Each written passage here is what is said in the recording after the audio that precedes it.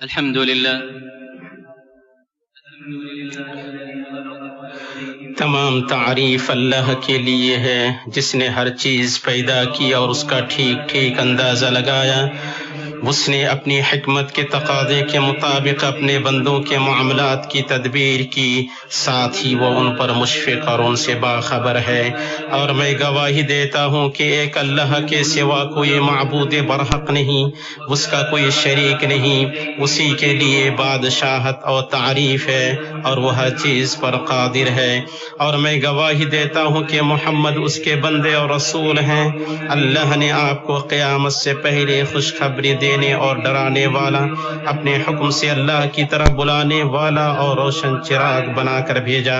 اللہ درود سلام اور برکت نازل فرمائے آپ پر، آپ کی آل پر اور صحابہ پر اور ان لوگوں پر جو تا قیامت ان کا اچھی طرح اتباع کریں، اور اللہ بہت زیادہ سلامتی نازل فرمائے۔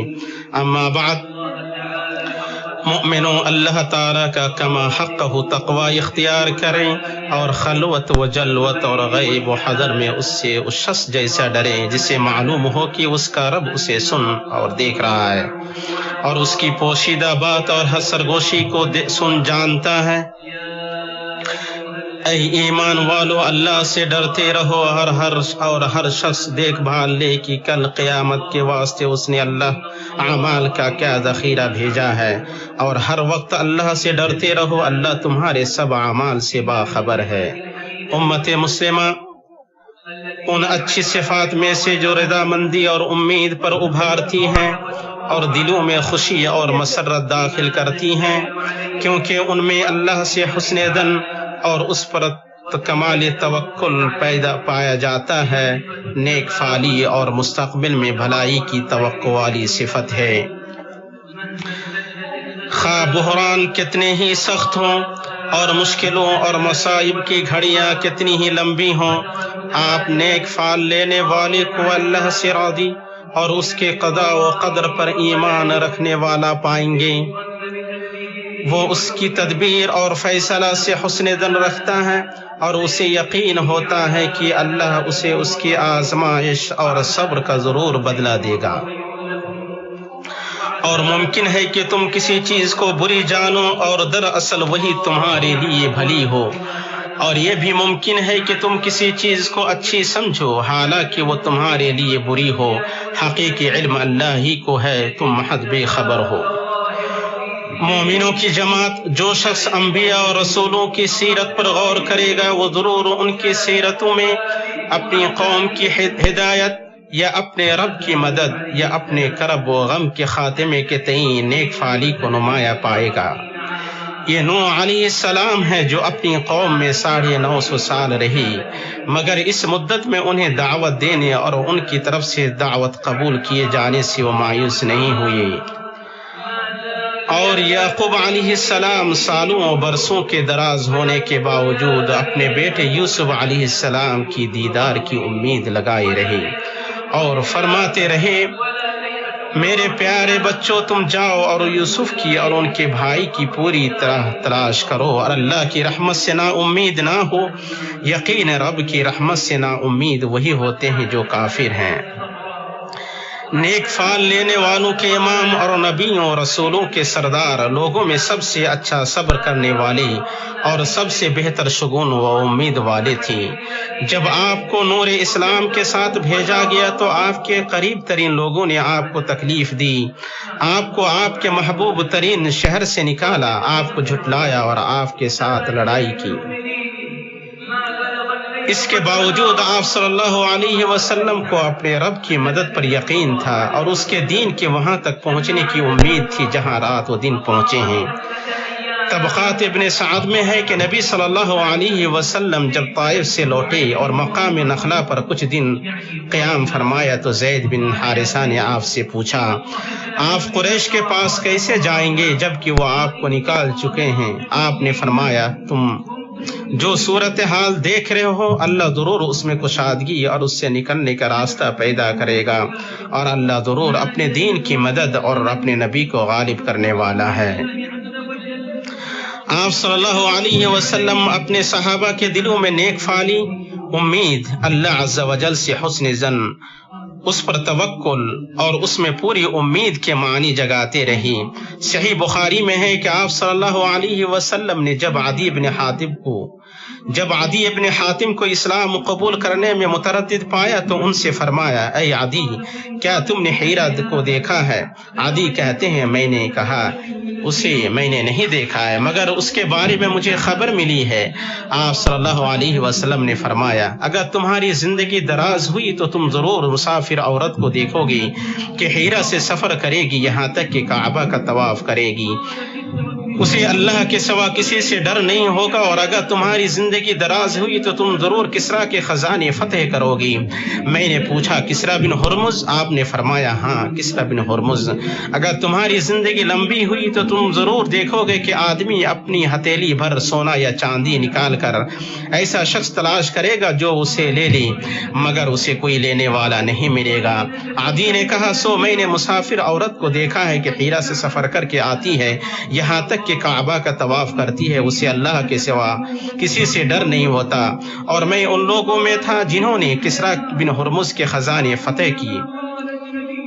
اور اگر تمہاری زندگی لمبی ہوئی تو تم بھی وہ سب ضرور دیکھو گے جو ابو القاسم صلی اللہ علیہ وسلم نے فرمایا ہے۔ ایمانی بھائیوں، برکت اور نیک فال لینا، خیر اور معاملہ کی درستگی کی امید کرنا اللہ تعالیٰ سے حسن ظن اور اس پر اعتماد میں سے ہے۔ یہ عمل کو بلکہ عمل کو اچھا اور پختہ انجام دینے کا محرک ہے۔ اسی لیے نیک فال نبی صلی اللہ علیہ وسلم کی زندگی پر چھایا ہوا تھا۔ آپ نے اسی پر صحابہ کرام کی تربیت کی اور اپنے گفتار و کردار سے اسے راسخ کیا۔ چنانچہ جب آپ کوئی اچھا نام یا اچھا کلام سنتے یا اچھی جگہ سے گزرتے تو آپ کے دل میں انبساط پیدا ہوتا اور نیک فالی اور امید اور اللہ سے حسن ظن رکھتے ہوئے اس کام سے خوش ہو جاتے جس کا آپ نے عزم کیا ہے۔ انس بن مالک رضی اللہ تعالی عنہ سے روایت ہے کہ نبی صلی اللہ علیہ وسلم جب اپنی ضرورت کے لیے نکلتے تو آپ کو اے راشد یا اے نجیح سننا اچھا لگتا۔ اسے ترمذی نے صحیح سند کے ساتھ روایت کیا ہے۔ اور آپ صلی اللہ علیہ وسلم نے ایک آدمی سے ایک کلمہ سنا جو آپ کو پسند آیا تو آپ نے فرمایا ہم نے تمہارا شگون تمہارے منہ سے لیا ہے۔ اسے ابو داؤد نے صحیح سند کے ساتھ روایت کیا ہے، یعنی ہم نے تمہارے اچھے کلام سے نیک فال لیا، یعنی ہم نے اس سے برکت لی۔ سفر ہجرت میں آپ صلی اللہ علیہ وسلم جب مدینہ پہنچے تو آپ اپنے دین کی سربلندی کا فال لیتے ہوئے اس کے بالائی حصے میں فروکش ہوئے۔ آپ صلی اللہ علیہ وسلم کے طریقے میں سے یہ تھا کہ جب آپ بارش کے لیے استسقاء کرتے تو خطبہ کے بعد اپنی چادر کو پلٹتے، نیک فال لیتے ہوئے اور اس امید میں کہ قحط سالی کی حالت زرخیزی میں بدل جائے۔ اور حدیبیہ کے دن جب سہیل بن عمرو نبی صلی اللہ علیہ وسلم سے بات چیت کے لیے آیا تو نیک فال لیتے ہوئے نبی صلی اللہ علیہ وسلم نے اپنے صحابہ سے فرمایا لو تمہارا معاملہ سہل و آسان ہو گیا، اور ویسے ہی ہوا جیسے آپ نے امید کی تھی۔ سہیل کا آنا اسلام اور مسلمانوں کے لیے خیر کا سبب بنا، بلکہ آپ صلی اللہ علیہ وسلم نیک فال کے منافی ناموں کو بدل دیتی۔ صحیح مسلم میں ہے کہ عمر رضی اللہ تعالی عنہ کی ایک بیٹی تھی جسے عاصیہ کہا جاتا تھا، تو آپ صلی اللہ علیہ وسلم نے اس کا نام جمیلہ رکھا۔ مدینہ نبویہ کو جاہلیت میں یثرب کہا جاتا تھا اور یہ لفظ پسندیدہ نہیں تھا، تو آپ صلی اللہ علیہ وسلم نے اسے طابہ اور طیبہ سے بدل دیا، اور وہ روز قیامت تک بابرکت طیبہ ہے۔ صحیح بخاری میں ہے، ابن مسیب سے روایت ہے کہ ان کے دادا نبی صلی اللہ علیہ وسلم کے پاس آئے، آپ نے پوچھا تمہارا نام کیا ہے؟ انہوں نے کہا حزن۔ آپ نے فرمایا تم سہل ہو؟ انہوں نے کہا جو نام میرے باپ نے میرا رکھا ہے میں اسے بدل نہیں سکتا۔ ابن مسیب کہتے ہیں اس کے بعد ہمارے اندر حزونت برابر رہی۔ حزونت یعنی اخلاق میں سختی اور سنگ دلی۔ ابن تیمیہ رحمہ اللہ نے کہا وہ فعل جسے آپ صلی اللہ علیہ وسلم پسند فرماتے تھے وہ یہ کہ بندہ اللہ پر بھروسہ کرتے ہوئے کوئی کام کرے یا کام کرنے کا عزم کرے، پھر ایسا اچھا لفظ سنے جس سے اسے خوشی ہو، جیسے اے نجی، اے مفلح، اے سعید، اے منصور وغیرہ سنے۔ ان کی بات ختم ہوئی۔ اس طرح آپ صلی اللہ علیہ وسلم خیر کی توقع رکھتے، اسے پسند کرتے، اور جب اسے سنتے تو اس سے نیک پھال لینا آپ کو اچھا لگتا۔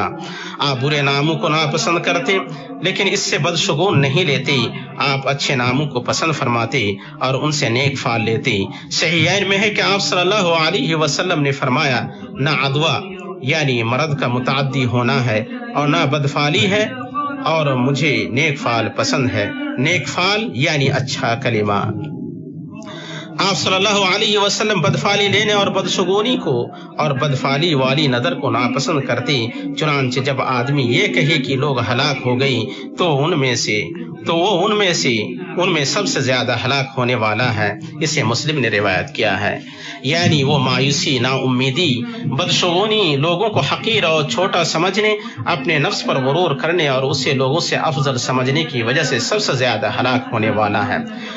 مایوسی، نا امیدی اور بدشگونی مقبوض صفات اور برے خصال ہیں۔ ان سے ایمان کمزور ہوتا ہے، رحمان ناراض ہوتا ہے اور حسرت و ندامت پیدا ہوتی ہے۔ اس لیے جو اپنے رب سے بدگمان ہوا اور اپنی بات میں خیر تلاش نہیں کی، وہ اپنی بدگمانی اور اپنے الفاظ کی پاداش میں سزا دیا جائے گا، کیونکہ بلا غالباً زبان سے جڑی ہوتی ہے۔ صحیح بخاری میں ابن عباس رضی اللہ تعالی عنہما سے روایت ہے کہ نبی صلی اللہ علیہ وسلم ایک دیہاتی کی عیادت کرنے گئے۔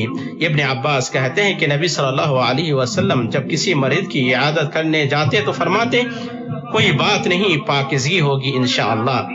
سو آپ صلی اللہ علیہ وسلم نے اس سے کہا، کوئی بات نہیں، پاکیزگی ہوگی انشاءاللہ۔ اس نے کہا، آپ پاکیزگی کی بات کہہ رہے ہیں؟ ہرگز نہیں، بلکہ یہ تو ایک بوڑھے بزرگ کے اوپر کھولتا بھڑکتا بخار ہے جو اسے قبر تک لے جائے گا۔ نبی صلی اللہ علیہ وسلم نے فرمایا، تب ہاں، یعنی تمہارے لیے وہی موت ہے جسے تم نے پسند کیا اور چاہا۔ ابن حجر رحمہ اللہ نے فتح الباری میں کہا، پھر وہ دیہاتی مر گیا۔ لہذا اے اللہ کے بندو، اپنے رب پر اعتماد کرو اور اس پر بھروسہ رکھو، امید رکھو اور اس کی توفیق و مدد کا نیک فعل لو اور اس کے قضاء و قدر پر ایمان رکھو، کیونکہ جس نے اپنے رب پر بھروسہ کیا، اس سے حسن ظن رکھا، اپنے مستقبل کے معاملہ کا نیک فعل لیا اور اپنا مقصد پورا کرنے کی کوشش کی، وہ ایمان سے مطمئن دل اور رحمان سے راضی نفس کے ساتھ کامیابی و کامرانی کی راہ پر چلا۔ آزمائشیں اس کے اندر روشنی، نیک فعلی اور امید و بھروسہ کا اضافہ ہی کریں گی۔ صحیح حدیث میں ہے کہ آپ صلی اللہ علیہ وسلم نے ابن عباس رضی اللہ تعالی عنہما سے فرمایا، اور تم جان رکھو کہ مدد صبر کے ساتھ، کشادگی مصیبت کے ساتھ اور آسانی تنگی کے ساتھ ہے۔ اللہ تعالیٰ کا فرمان ہے، وہ لوگ کہ جب ان سے لوگوں نے کہا کہ کافروں نے تمہارے مقابلے پر لشکر جمع کر لیے ہیں، تم ان سے خوف کھاؤ، تو اس بات نے انہیں ایمان میں اور بڑھا دیا اور کہنے لگے، ہمیں اللہ کافی ہے اور وہ بہت اچھا کارساز ہے۔ نتیجہ یہ ہوا کہ اللہ کی نعمت و فضل کے ساتھ یہ لوٹے، انہیں کوئی برائی نہ پہنچی، انہوں نے اللہ تعالیٰ کی رضامندی کی پیروی کی۔ اللہ بہت بڑے فضل والا ہے۔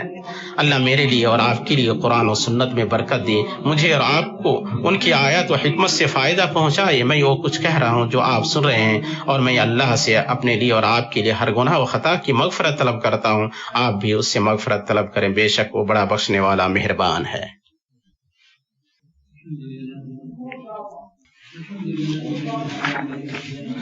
ہر طرح کی تعریف اللہ کے لیے ہے جس نے ہمیں اسلام کی رہنمائی کی اور ہمیں خیر الانام کے طریقے کی اتباع کی توفیق بخشی۔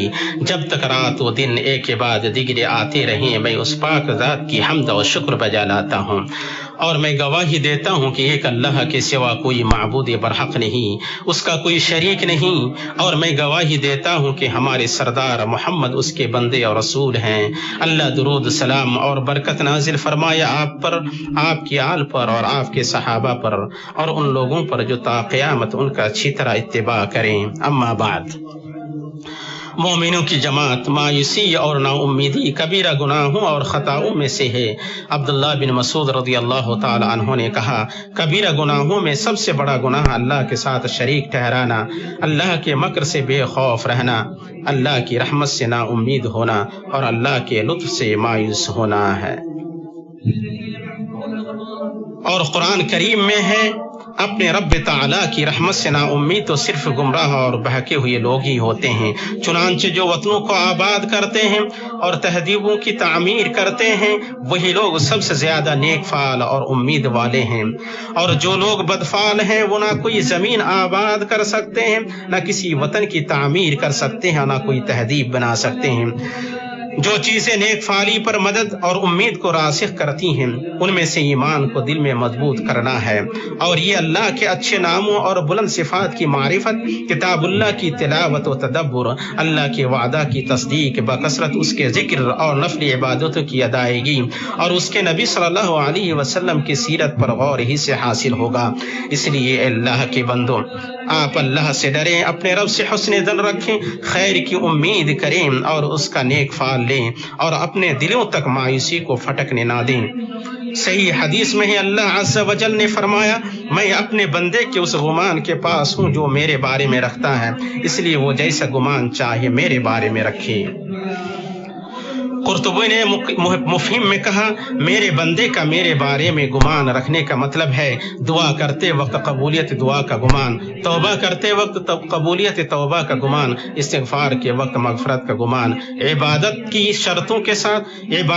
شرطوں کے ساتھ کرتے وقت جزا کا گمان۔ اس لیے آدمی کو چاہیے کہ اپنے واجبات کو انجام دینے میں اس یقین کے ساتھ محنت کرے کہ اللہ انہیں ضرور قبول کرے گا اور اسے معاف فرمائے گا، کیونکہ اس نے اس کا وعدہ کیا ہے اور وہ اپنا وعدہ نہیں توڑتا۔ اگر وہ یہ اعتقاد یا گمان رکھے کہ اللہ انہیں قبول نہیں کرے گا اور وہ اسے کوئی فائدہ نہیں دیں گے، تو یہی اللہ کی رحمت سے نا امیدی ہے اور وہ کبیرہ گناہوں میں سے ہے۔ جو اس پر مرے گا اسے اس کے گمان کے حوالے کر دیا جائے گا۔ ہم اللہ کی ناراضگی اور عقاب سے اس کی پناہ لیتے ہیں۔ اے اللہ، تو ہمیں تیرا شکر کرنے والا، تیرا ذکر کرنے والا، تجھ سے ڈرنے والا، تیرا فرما بردار اور تیری طرف جھکنے اور یکسو ہونے والا بنا دے۔ اے ہمارے رب، ہماری توبہ قبول فرما، ہمارے گناہوں کو دھو ڈال، ہماری دعا قبول فرما، ہماری حجت کو ثابت کر، ہمارے دلوں کو ہدایت دے، ہماری زبانوں کو درست کر اور ہمارے دلوں کے کینہ کو نکال دے۔ اے اللہ، ہم تیری نعمت کے زائل ہونے، تیری عافیت کے بدلنے، تیری ناگہانی عذاب اور تیری تمام ناراضگی سے تیری پناہ لیتے ہیں۔ اے اللہ، تو اپنے ذکر، شکر اور اچھی عبادت پر ہماری مدد فرما۔ اے اللہ، تو درود نازل فرما محمد پر، آل محمد پر، جیسے تو نے درود نازل فرمایا ابراہیم پر اور آل ابراہیم پر۔ بے شک تو لائق حمد اور عظمت والا ہے۔ اے اللہ، تو برکت نازل فرما محمد پر، آل محمد پر، جیسے تو نے برکت نازل فرمائی ابراہیم پر اور آل ابراہیم پر۔ بے شک تو لائق حمد اور عظمت والا ہے۔ اے اللہ، تو راضی ہو جا خلفاء راشدین ابو بکر، عمر، عثمان اور علی سے، اور تمام صحابہ و تابعین سے اور لوگوں سے جو تا قیامت ان کا اچھی طرح اتباع کرے، اور ان کے ساتھ ہم سے بھی اپنے عفو، کرم اور جود سے راضی ہو جائے۔ اے یا ارحم الراحمین، اے اللہ، تو اسلام اور مسلمانوں کو غلبہ عطا فرما اور شرک اور مشرکین کو رسوا کر دین کے قلعہ کی حفاظت فرما، اور اس ملک کو اور مسلمانوں کے سارے ملکوں کو امن و اطمینان کا گہوارہ بنا۔ اے اللہ، تو ہر جگہ مسلمانوں کے حالت سدھار دے۔